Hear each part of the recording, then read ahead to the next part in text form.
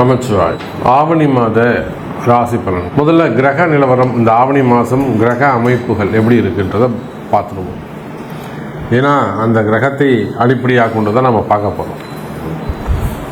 முதல்ல இந்த ஆவணி மாதத்தில் 2 கிரக மாற்றங்கள் 3 கிரக மாற்றங்கள் கூட நிகழ்ந்திருக்குன்னு தான் சொல்லணும். ஒன்று, சுக்கிர பகவான் சுக்கிரன் கடகராசியில் சஞ்சரிக்கிறார்.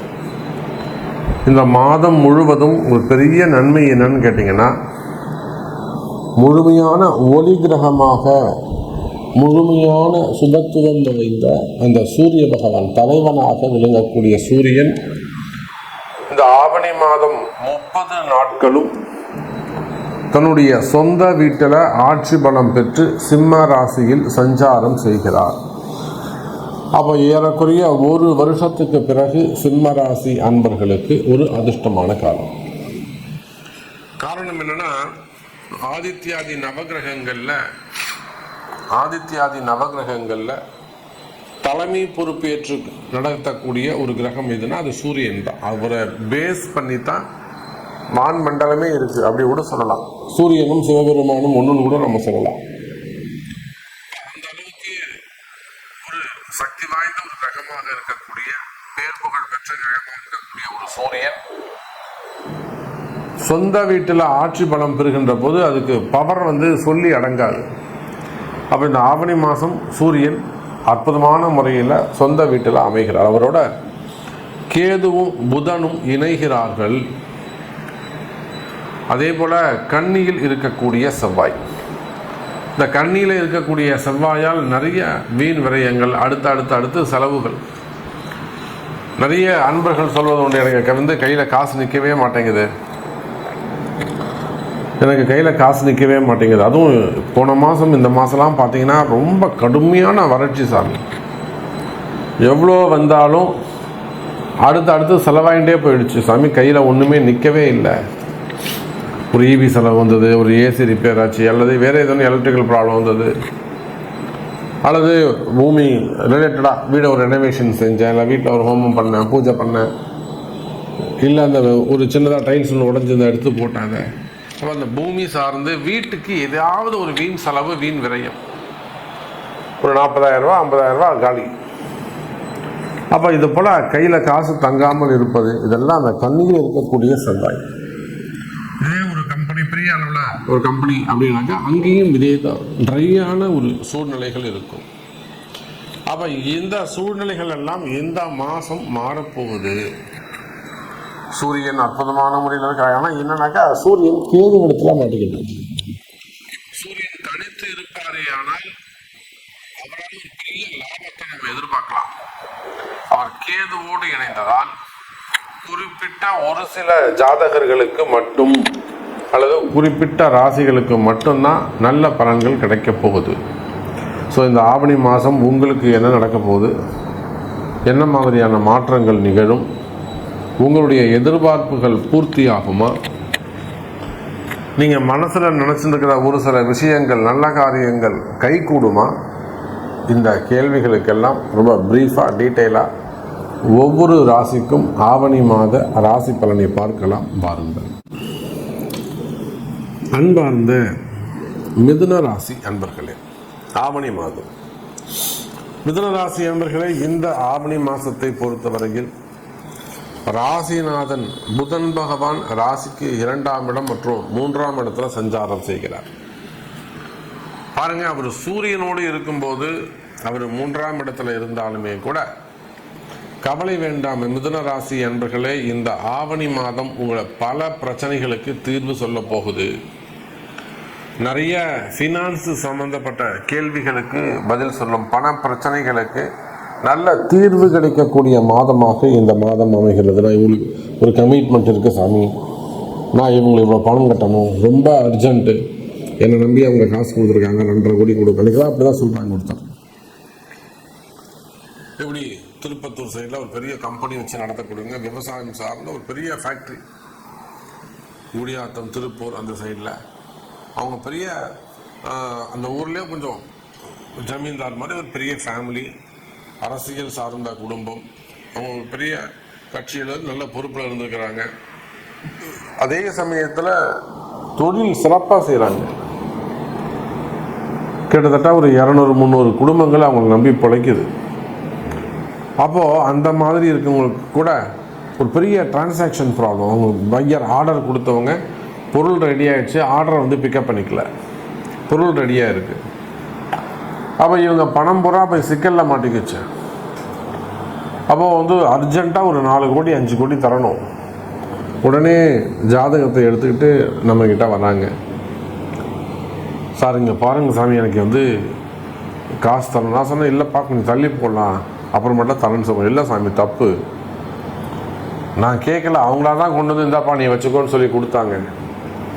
ஆனாலுமே இன்றைக்கி நம்ம சூழ்நிலையை பார்த்து பயந்து அவங்க ஏதோ ஒரு பொய் சொல்லி கேட்குறாங்க. எனக்கு அது மாதிரி இருக்குது, நீ உடனே கொடுன்றாங்க. இருந்தாலும் நம்ம கொடுத்துடணும் சாமி அப்படின்னு சொல்லி என்னென்னவோ முயற்சி செய்து அந்த பணத்தை கொண்டு போய் அவர் நியாயமாக கட்டிட்டார், அடிச்சிட்டார். இவர் கேட்டு அந்த காசு வாங்க தானா தேடி வந்து கொடுத்தாங்க, பொசிஷனை பார்த்து வந்து கொடுத்தாங்க. அதே பொசிஷனை திரும்பவும் பார்த்து அர்ஜென்ட்டில் வந்து வாங்கிட்டு போகிறாங்க. அப்போது மிதுன ராசி என்பர்களே அது போல் கமிட்மெண்ட் கொடுக்க வேண்டிய நிர்பந்தம். ஏன்னா பொதுவாகவே மிதுன ராசி என்பர்கள் நியாயமாக நடந்துக்கக்கூடியவங்க, அதிகம் நியாயம் தர்மம் பார்க்கக்கூடியவர்கள், இரக்க குணம் உடையவர்கள். யார்? நம்முடைய மிதுன ராசி அன்பர்கள். அப்போ அப்படியெல்லாம் நியாயமாக நடந்துக்கக்கூடிய மிதுன ராசி அன்பர்களே, உங்களுக்கு இருந்து வரக்கூடிய கஷ்டம் கால நேரம் மாறுகிறது. 3ஆம் இடத்தில் இருக்கக்கூடிய சூரியன் அற்புதமான முறையில் உங்களுக்கு சுபத்துவமான நல்ல பலன்களை தருவதற்கு தயாராகிறார்.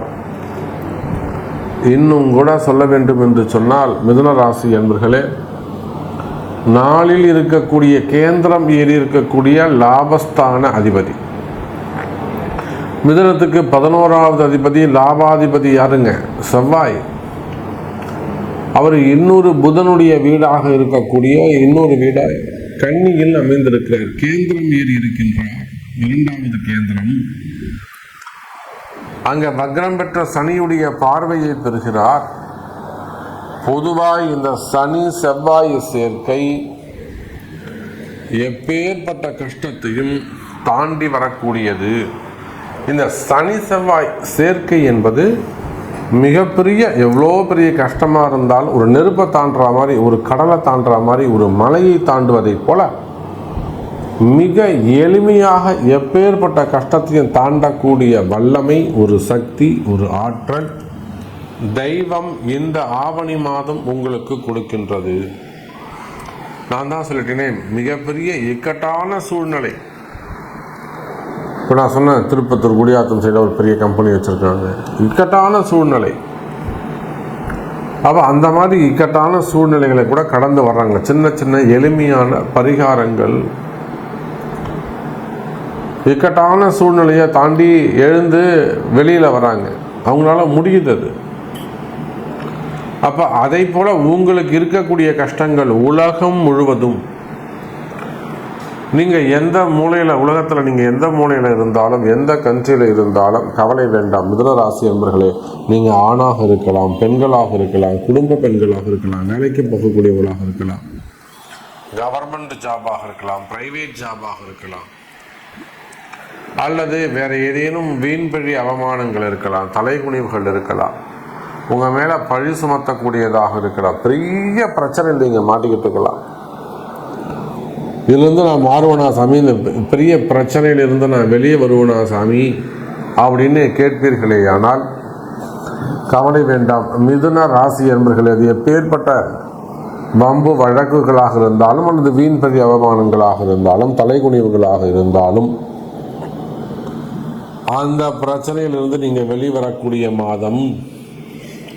பெரிய சூழ்ச்சி செஞ்சுட்டாங்க சாமி, மெயினாக எதிரிகளுடைய சூழ்ச்சிகள். அக்கம் பக்கத்தில் இருக்கக்கூடியவங்களாக இருக்கலாம், இந்த கடைங்க வச்சு நடத்தக்கூடியவங்களாக இருக்கலாம், shop centres, business centres, own business செய்யக்கூடியவர்கள். அப்போ தொழில் போட்டிகள், தொழில் எதிரிகள், மெயினாக குடும்ப எதிரிகள், உறவு முறைகளில் வரக்கூடிய கல்லடி கூட படலாம், கண்ணடி படக்கூடாதுன்னு சொல்லுவாங்க. அப்போ அந்த கண் திருஷ்டிகள், மெயினாக சாபங்கள், வார்த்தையால் விடுறது. அப்போ எந்த மாதிரியான எதிரிகளுடைய உபத்திர தோஷங்கள் இருந்தாலும், இன்னொரு விஷயம் நீங்கள் முதல்ல ஒரு விஷயத்தை தெரிஞ்சுக்கணும். உங்களுடைய முன்னேற்ற தடைக்கு எது காரணம்னா, மிதுனராசி என்பர்கள் நீங்க யாராக வேண்டுமானாலும் இருங்க. ஒரு 10,000 ரூபாய்க்கு வேலைக்கு போகக்கூடியவங்களா இருக்கலாம், ஒரு கூலி வேலைக்கு போகக்கூடியவங்களாக இருக்கலாம், அல்லது பெரிய கம்பெனியில் ஒரு நல்ல ஸ்டேஜில் நல்ல ரேங்கில் இருக்கக்கூடியவங்களாக இருக்கலாம், அரசு அதிகாரிகளாக இருக்கலாம், பெரிய பவரில் இருக்கலாம், IAS IPS secretary, chief secretary அல்லது மினிஸ்டர்ஸ், அந்த மாதிரி கூட நீங்கள் இருக்கலாம். அதே போல் பெரிய பிஸ்னஸ்மேனாக இருக்கலாம், தொழில் செய்யக்கூடியவங்களாக இருக்கலாம், பெரிய பெரிய குடும்பங்களாக இருக்கலாம், அரசியல் தலைவர்களாக இருக்கலாம், சினிமா துறையை சார்ந்தவர்களாக இருக்கலாம். அப்போ மிதுன ராசி என்பவர்களே ஒரு பேசிக்கான விஷயம், உங்களுடைய முன்னேற்றத்திற்கு எது தடை தெரியுமா?